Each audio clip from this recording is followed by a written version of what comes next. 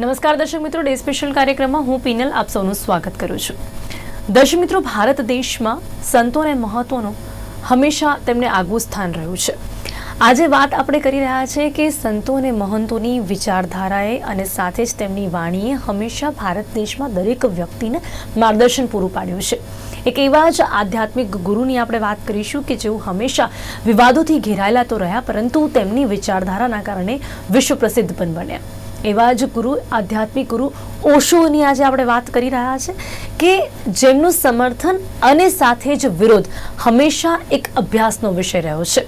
તો આજે એમની એટલે કે ઓશોની રહસ્યમય વાતો અને સાથે જ એમની વિચારધારા કેટલી અલગ જોવા મળતી હતી ને આજના સમયમાં કેટલી સાર્થક અને પ્રસ્તુત જોવા મળી રહી છે તેને પણ સમજવાનો પ્રયાસ કરીશું. જેની માટે મારી સાથે જોડાયા છે ઓશોની વિચારધારાના સમર્થકો છે આચાર્ય જ્ઞાન અમૃતજી, સિનિયર આચાર્ય છે ઓશો દ્વારા, આચાર્ય કુલદીપજી, કોર્ડિનેટર છે સંત समागम ओशो દ્વારા. आप બંનેનું સ્વાગત છે. Welcome to day special. तो सबसे पहले बात करेंगे कुलदीप जी, आज हम ओशो की विचारधारा कि जिसे समझने का प्रयास कर रहे हैं, और जैसा कि मैंने कहा कि कहीं ना कहीं अगर उनकी विचारधारा की बात करें तो कहीं उनकी विचारधारा को समझना इतना सहज न था, न शायद आज भी है. लेकिन क्यों ये सवाल क्यों खड़ा हुआ है, क्यों उनकी जो विचारधारा है वो इतनी आसानी से समझ नहीं आ सकती? जी प्रणाम, थैंक यू. आपने संतों का महत्व बताया, और संतों में फिर एक हम कहते हैं महासंत, क्योंकि सभी संतों में समाये हुए हमने देखे परम गुरु ओशो को, कि उनकी विचारधारा को समझना इतना सहज क्यों नहीं है. हमें लगता है कि उनसे सहज कोई नहीं, ओशो से सहज कोई नहीं. लेकिन एक बात कही जाती है सनातन धर्म में कि किसी भी गुरु को समझना हो तो उसके छंद पर आना पड़ता है, उसके छंद पर आना पड़ता है उसको समझने के लिए. ओशो के छंद पर पहुंचे नहीं जो लोग, वो विरोध करने लगे, और जो छंद पर पहुंच गए वो मौज करने लगे. दोनों में यही फर्क है. ओशो कहते हैं मानो मत जानो. उनकी इसलिए अलग है क्योंकि ओशो का पूरा जो सबसे बड़ी देशना है वो है कि मानो मत जानो, जागो. क्योंकि अनुभव के बिना आदमी बता ही नहीं पाएगा कि उसने जाना. मानने से तो सदियों से मानते आ रहे हैं हम, इसको मानो उसको मानो, लेकिन जिस व्यक्ति को अनुभव हो जाता है फिर उसको कहना नहीं पड़ता कि मानिए, वो खुद मान लेते. एक तो हम बात करते हैं रसगुल्ला खाइए, आप रसगुल्ला ऐसा होता है, ऐसा होता है, उसमें चीनी मिलाई जाती है, उसमें ये है वो सब बताते हैं. एक सीधा उसको रसगुल्ला दे दिया जाए, जो खा लेता है फिर वो रसगुल्ले को जितना अच्छी तरीके से बताएगा. वो सो कह रहे हैं रसगुल्ला खाइए, अनुभव कीजिए. अनुभव पर आधारित विचारधारा ओशो की है. इसलिए अनुभव से दूर रहे लोग तो वो विरोध करने लगे. जो अनुभव से गुजर गए और उसके लिए ओशो चले गए शरीर से, वो ऐसे नहीं गए क्योंकि कोई संत कहीं जाता नहीं, शरीर को उन्होंने छोड़ दिया. लेकिन वो कहते हैं कि जीवित गुरु के चरणों में बैठकर जब तक आप यही बातें नहीं सुनोगे, ये उनकी बताई हुई बातें गुरु के चरणों में बैठकर नहीं सुनोगे, तब तक नहीं समझ में आएगा. इसलिए गुरु परंपरा को हमने छोड़ दिया है. कई मित्र हमें कहते हैं कि ओशो को पढ़ने वाले भी गुरु की क्या जरूरत है, अगर वो ओशो के पास नहीं जाते तो वो कैसे समझते.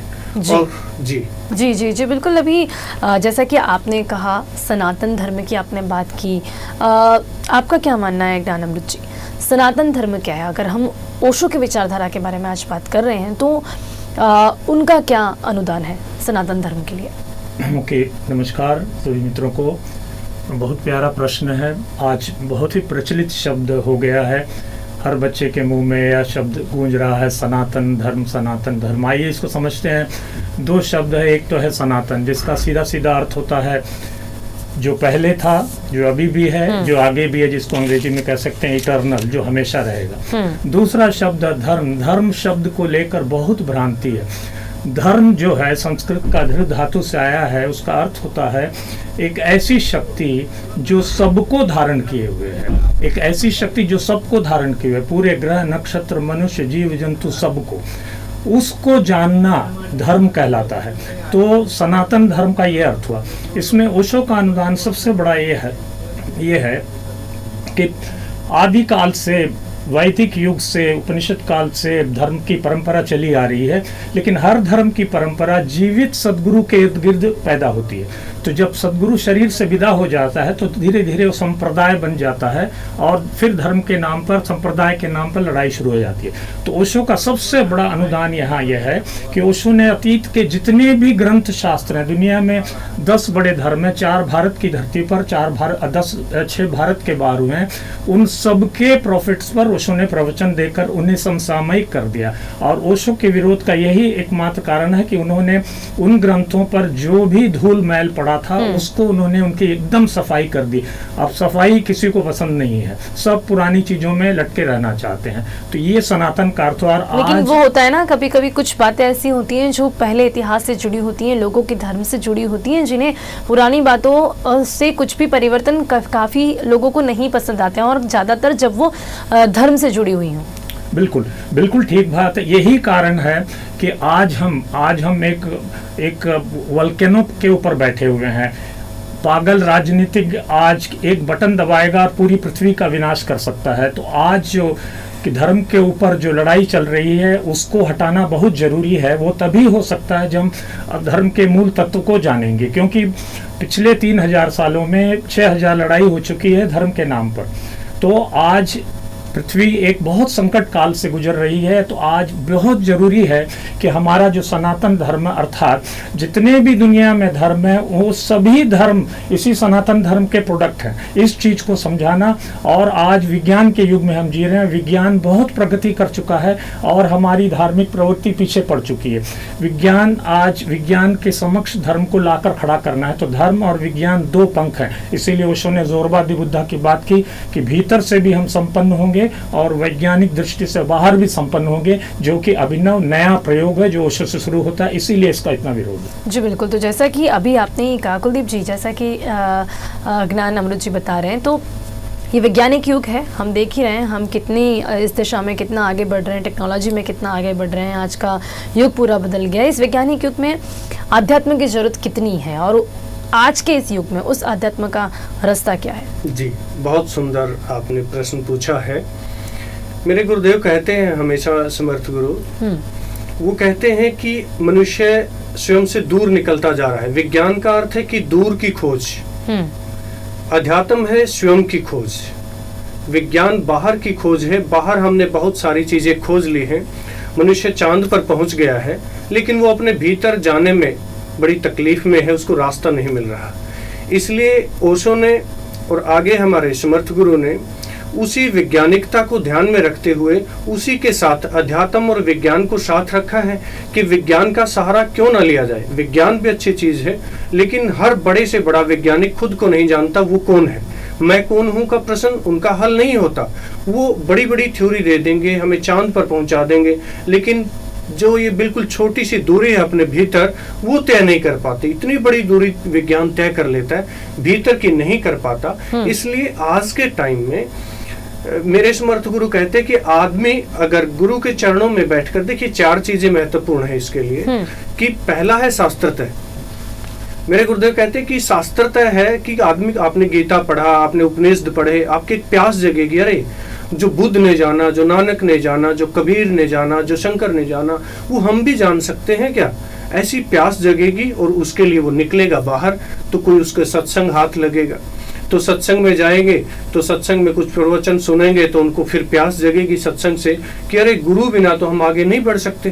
क्योंकि गीता कृष्ण कह गए ना, राम कह गए थे तो कृष्ण को कहने की क्या जरूरत थी। अब कृष्ण कह गए तो बुद्ध को कहने की क्या जरूरत थी। बुद्ध कह गए तो ओशो को कहने की क्या जरूरत थी। वहां से पता चलेगा कि ये जीवंत है सनातन धर्म की बात आचार्य ज्ञान अमृत जी ने कही कि सनातन का यही है नित्य नूतन नया आज जो हमें सौंपा जा रहा है, उसको आज के मनुष्य के हिसाब से, वैज्ञानिकता के हिसाब से, किन चीजों को हम ओंकार क्या है, नूर क्या है, जो बड़े बड़े शब्द। लेकिन कुलदीप जी, आप जिस रास्ते पे चलने की बात कर रहे हैं उसके लिए समय कहाँ है आज लोगों के पास? अगर इन दोनों ही चीज़ों के बैलेंस की बात आती है तब हम ये कहाँ देख पाते हैं? वैज्ञानिक युग में ही हम ये आध्यात्म की बात कर रहे हैं। ऐसा नहीं कि हर किसी को इस रास्ते पर नहीं चलना है, लेकिन कहीं वो रास्ता छूटता है तो कहीं वो रास्ता छूटता है। बिल्कुल, आपने कहा समय नहीं है, ये तो सबसे बड़ा झूठ है मनुष्य के पास कि उसके पास समय नहीं है। वो डिप्रेस्ड हो जाता है, हॉस्पिटल में जाता है, डॉक्टर के पास बैठने का समय है उसके पास।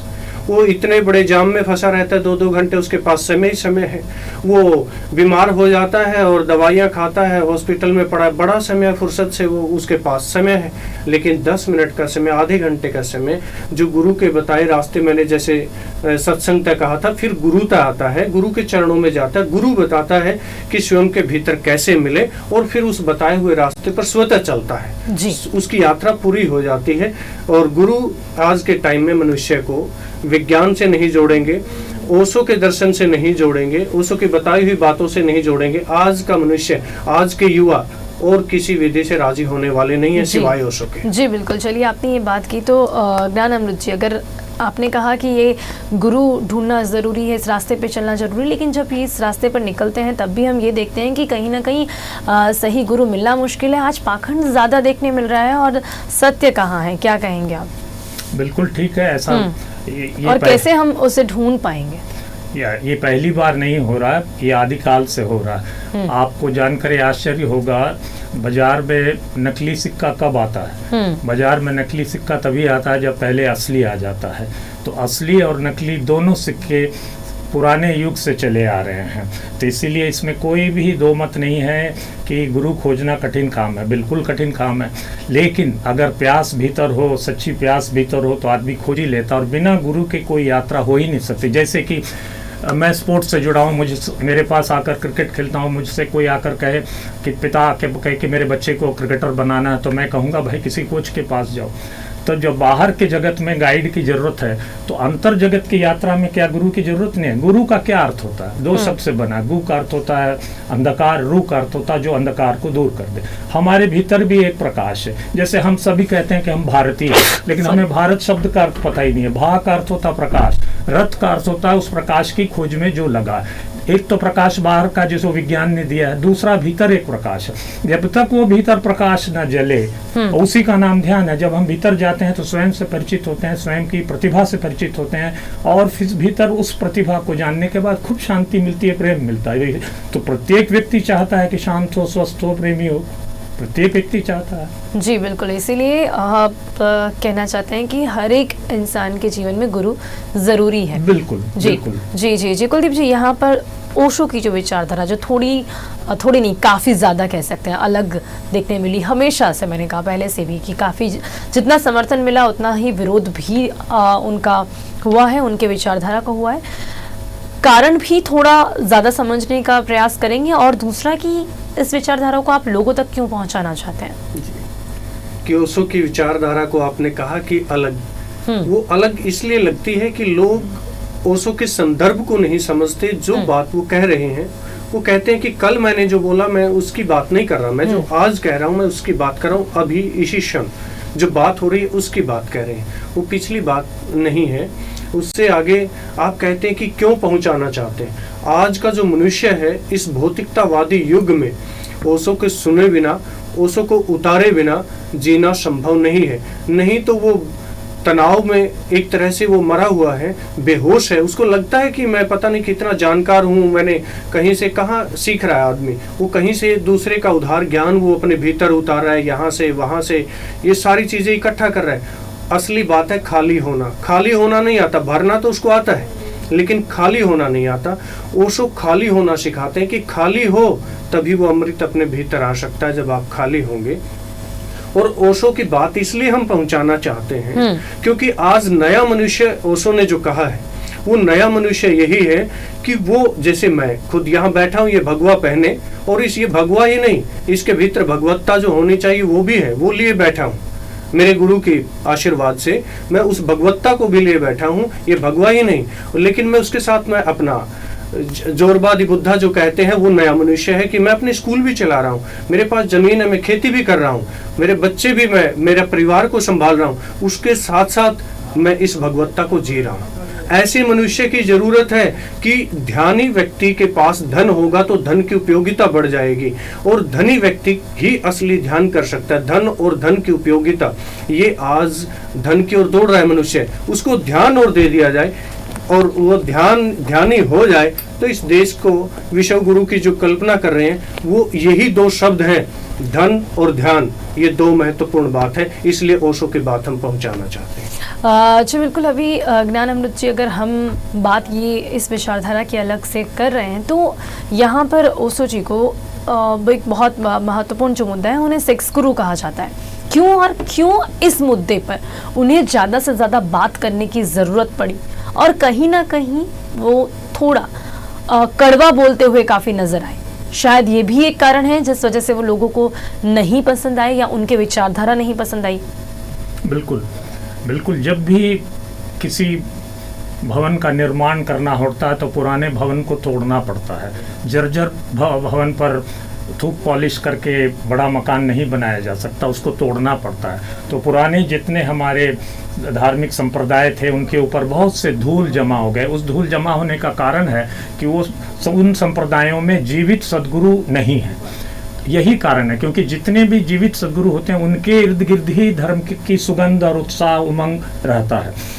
तो ठीक इसीलिए पहला जो ओशो के ऊपर क्रिटिसिज्म है वो है कि वो बहुत कठोर, क्योंकि बिल्कुल कठोर है। गुरु को कठोर होना पड़ता है, बिना कठोर या सोना को जब तक आग में नहीं डालेंगे वो तपेगा नहीं। ठीक वैसे ही ओशो ने जितने भी पुराने धर्म को सबको जीवंत कर दिया है। तो दुनिया इसकी ऋणी रहेगी कि पहली बार मनुष्य जाति के इतिहास में एक व्यक्ति हुआ जो दुनिया में हुए सभी धर्मों पर बात कर कर उनको पुनर्जीवित कर दिया। एक दूसरी बात आपने पूछी है कि ओशो को सेक्स गुरु क्यों कहा जाता है। बिल्कुल, हम जिस युग में जी रहे हैं आज हर बच्चा सेक्स के बारे में बात करता है, जानता है, क्योंकि वल्नरेबल है। तो उनको सही ढंग से सेक्स का एजुकेशन क्यों नहीं दिया जाए। ओशो, क्योंकि सबसे ज़्यादा बीमारियां हैं, काम जनित बीमारियां हैं काम के रिप्रेशन से।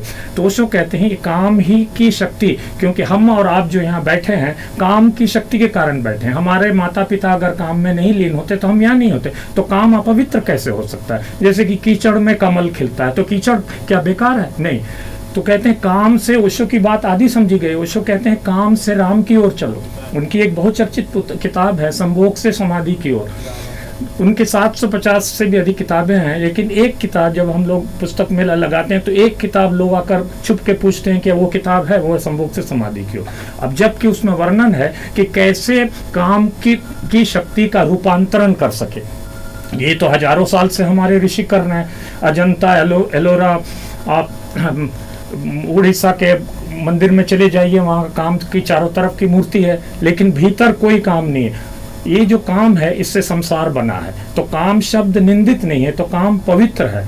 तो उन्होंने ये बात की, पहली बार मनुष्य जाति के इतिहास में किसी व्यक्ति ने, किसी संत ने सेक्स के ऊपर बात की, इसीलिए विरोध है। जबकि आप उनको पढ़ेंगे क्योंकि भारत देश एक संस्कृति के साथ चलने वाला देश है। ज्ञानामृत जी, कहीं ना कहीं इस संस्कृति के साथ जुड़े हुए लोगों को इस मुद्दे पर इतनी बात करना नहीं पसंद आया, या शायद सुनना नहीं पसंद आया। हाँ, इतनी बात सुनना पसंद नहीं आया, लेकिन इस ओशो तो इशारा कर रहे हैं। ओशो तो है ना कि जाइए कामाख्या मंदिर में, उड़ीसा में कौन सा मंदिर है जो जिसमें चारों तरफ काम की मूर्ति है, एलिफेंटा, एलोरा चला जाइए, उसकी गुफाओं में काम की मूर्ति है। तो हम काम तो के ऊपर तो हमारे ऋषि मनुष्य हजारों साल से कह रहे हैं। मैं एक लाइन इसमें ऐड करना चाहूंगा जी बिल्कुल, कि अगर आपको कहा जाए भक्ति पर बोलिए तो आप क्या प्रेम की बात नहीं करेंगे?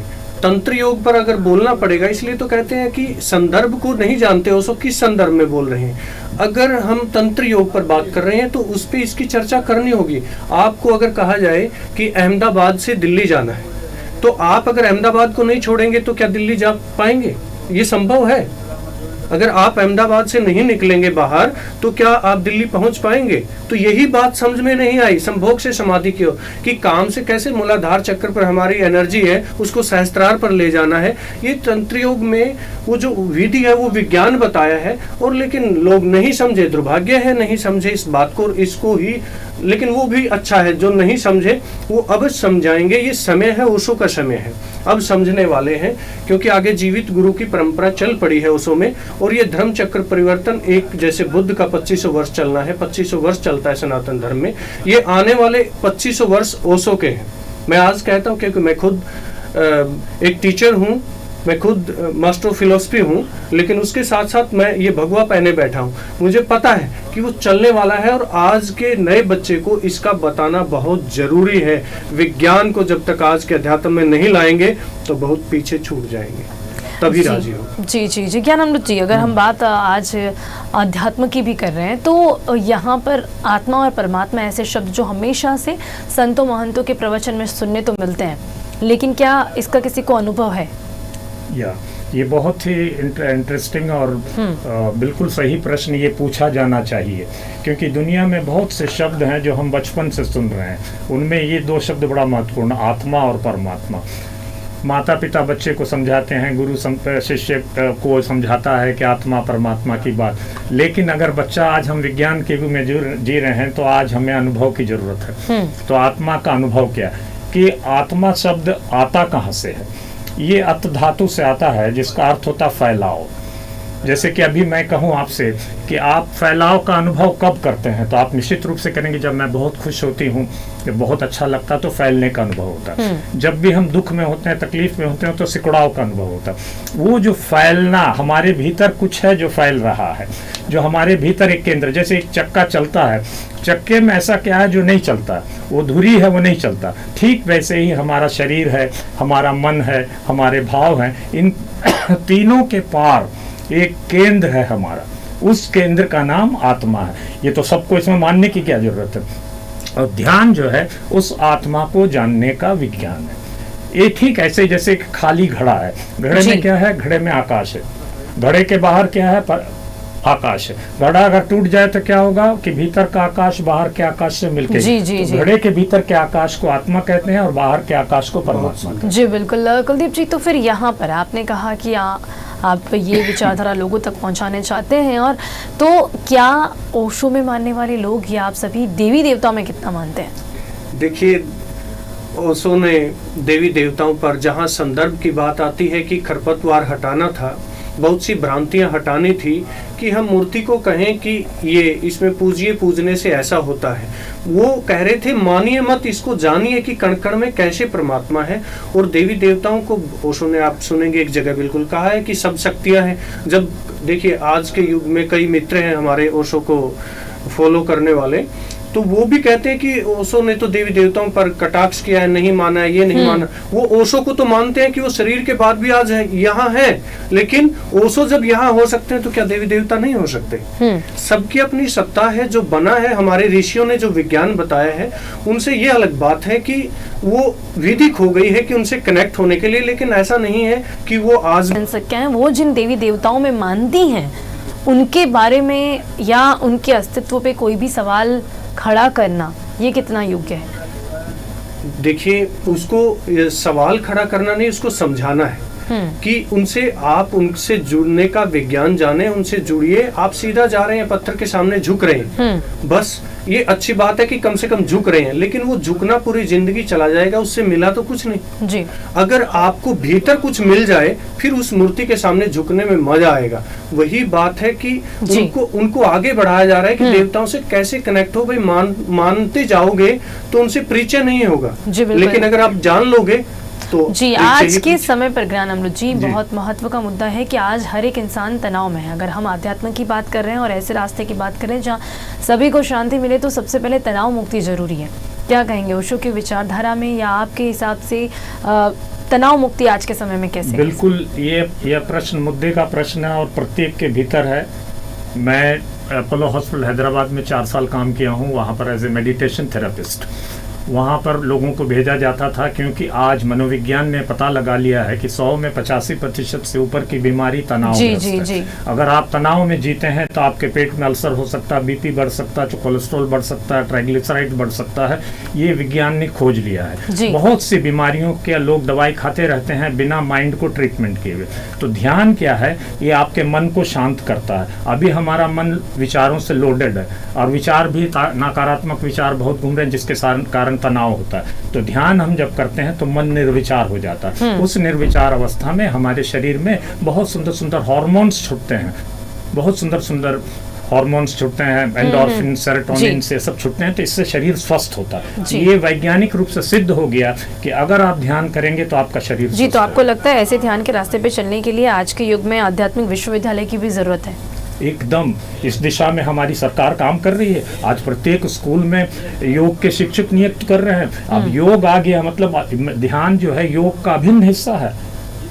यम, नियम, आसन, प्राणायाम, धारणा, ध्यान, समाधि, ये तो हिस्सा ही है। तो ध्यान बिल्कुल हर विश्व चाहते थे कि हर स्कूल में ध्यान का कक्ष हो। जी, जिस दिशा में हम आगे चलते हुए दिख रहे हैं। जी कुलदीप जी, क्या कहेंगे अंत में, आप इस विचारधारा को आगे बढ़ाने के लिए क्या और कार्यक्रम कर रहे हैं यहाँ पर? जी देखिए, आपने इसकी बात की कि वैज्ञानिकता की और एक यूनिवर्सिटी की, तो हमारे समर्थ गुरु ने ऐसी ही एक यूनिवर्सिटी बनाई है दिल्ली के पास है मुरथल, वहाँ एक यूनिवर्सिटी बनाई है, स्पिरिचुअल यूनिवर्सिटी, ओशो नानक धाम के नाम से। वहाँ पर ये प्रयोग होते हैं, वहाँ डॉक्टर बैठे हैं, वहाँ साइंटिस्ट बैठे हैं, और ध्यान से क्या परिवर्तन हो रहा है वो आपको वहीं पर परिणाम आते हैं, वो लिखा जाता है, नोट किया जाता है। पहले दिन व्यक्ति आया और अंतिम दिन वो क्या हुआ, वो खुद डाटा कलेक्ट किया जाता है, और स्पेशलिस्ट वहाँ पर बैठे हैं। और जो शब्द केवल हम अध्यात्म में सुनते थे वो अनुभव भी है। मैं सारे दर्शकों से ये कहना चाहूंगा, आप अच्छा है जिसको मानते हैं, जो भी पढ़ते हैं, वो सबकी अपनी भूमिका है। सारे संत अच्छे, हम किसी ऐसा नहीं कि वो अच्छा है वो अच्छा, लेकिन अपने जीवन में पूर्ण गुरु को आप ढूंढें, क्योंकि पूर्ण गुरु को नहीं ढूंढेंगे तो आपको अनुभव नहीं होगा। कितने दिन आप पढ़ते रहेंगे, और पढ़ते पढ़ते फिर ये जिंदगी ऐसी ही बीत जाएगी। घर से बाहर सब निकल पड़े, मेरे गुरुजी कहते हैं कि घर से बाहर सब निकल पड़े, कुछ मंदिर कुछ मैखाने में, धन के पीछे कुछ लोग लगे, कुछ पागल कुर्सी पाने में। अब कौन भला समझाए इन्हें, अपने घर का हीरा दिखलाए इन्हें। अद्गेहम शरणम गच्छामि भज ओशो शरणम गच्छ। ये घर का हीरा हम दिखाने के लिए यहाँ प्रोग्राम कर रहे हैं। अहमदाबाद की इस धरती पर यहाँ ओशो के बहुत ज्यादा प्रेमी हैं, तो यहाँ पर बहुत बड़ा, आज तक का सबसे बड़ा, ओशो के शरीर छोड़ने के बाद का सबसे बड़ा महाकुंभ होने जा रहा है, जिसमें 40,000 लोग पहली बार आ रहे हैं। साइंस सिटी में प्रोग्राम है, समर्थ गुरु आ रहे हैं, और उसके प्रोग्राम के तुरंत बाद 3 दिन का हमारा, वही यूनिवर्सिटी वाली बात, 3 दिन का एक प्रयोग होने जा रहा है, जिसमें आप ओंकार के अनुभव से, ओम के अनुभव से, जिसको संतों ने नाम कहा है, उसके अनुभव से आप गुजरेंगे। वो एक समर्थ गुरु के माध्यम से आपको मिलने वाला है। तो मैं सब दर्शकों को उसमें इनवाइट करता हूं कि आप आइए और अनुभव से गुजरिए। जी जी जी, समय यहाँ पर समाप्त हो रहा है। आप हमारे साथ जुड़े, मैं आशा रखती हूँ कि जो भी इस विचारधारा में मानते हैं वो आपके इस कार्यक्रम को जरूर से अटेंड करें। जी, हमारे साथ जुड़ने के लिए आपका खूब धन्यवाद। Thank you so much. जी धन्यवाद, प्रणाम। તો આજે ડે સ્પેશિયલ કાર્યક્રમમાં વાત કરી છે રહસ્યમય ઓશોની રસપ્રદ વાતો વિશે। અત્યારે કાર્યક્રમમાં બસ આટલું જ। ફરીથી મળીશું, રજા આપશો, નમસ્કાર।